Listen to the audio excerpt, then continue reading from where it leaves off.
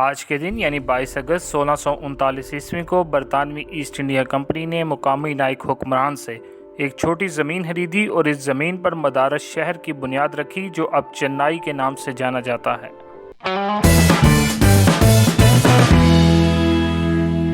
آج کے دن 1925 عیسوی کو اشفاق احمد کی پیدائش ہوئی۔ اشفاق احمد پاکستان سے تعلق رکھنے والے اردو کے مشہور و معروف افسانہ نگار، ڈرامہ نویس، ناول نگار، مترجم اور براڈ کاسٹر تھے۔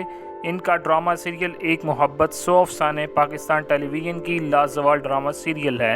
اشفاق احمد نے گورنمنٹ کالج لاہور سے ایم اے اردو کیا۔ اٹلی کی روم یونیورسٹی اور گرے نوبلے یونیورسٹی فرانس سے اطالوی اور فرانسیسی زبان میں ڈپلومے کیے اور نیو یارک یونیورسٹی سے براڈ کاسٹنگ کی خصوصی تربیت حاصل کی۔ انہوں نے دیال سنگھ کالج لاہور میں 2 سال تک اردو کے لیکچرار کے طور پر بھی کام کیا اور بعد میں روم یونیورسٹی میں اردو کے استاد مقرر ہو گئے۔ وطن واپس آ کر انہوں نے ادبی مجلہ داستان گو جاری کیا جو اردو کے آف سیٹ طباعت میں چھپنے والے ابتدائی رسالوں میں شمار کیا جاتا ہے۔ انہوں نے 2 سال 7 روزہ لیل و نہار کی ادارت بھی کی۔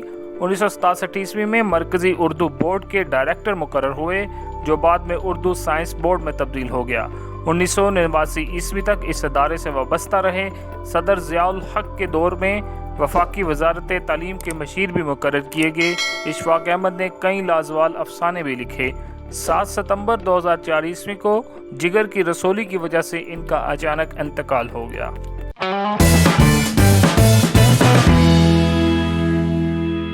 آج کے دن 1757 عیسوی کو بابا بلے شاہ کا انتقال ہوا۔ بابا بلے شاہ کا اصل نام سید عبداللہ شاہ ہے۔ آپ 1680 عیسوی میں مغلیہ سلطنت کے عروج میں اچ گلیانہ میں پیدا ہوئے۔ کچھ عرصہ یہاں رہنے کے بعد قصور کے قریب پانڈووں میں منتقل ہو گئے۔ بلے شاہ نے والد سے ابتدائی تعلیم حاصل کی، بعد میں قصور جا کر قرآن، حدیث، فقہ اور منطق میں اعلیٰ تعلیم حاصل کی۔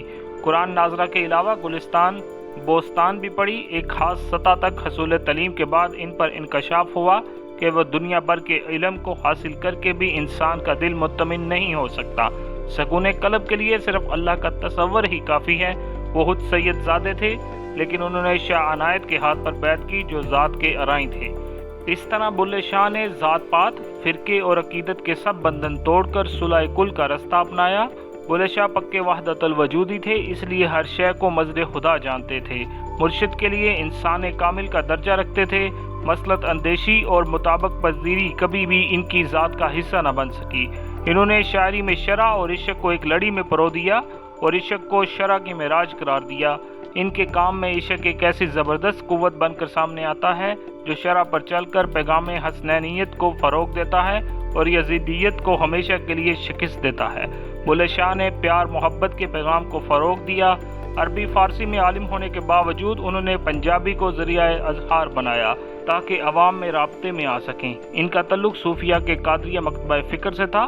صوفیانہ مسائل پر گہری نظر رکھتے تھے اور قادریہ سلسلہ سے بھی بیعت تھے، اس لیے ان کی ذات میں یہ دونوں سلسلے مل کر ایک نئی ترکیب کا موجب بنے۔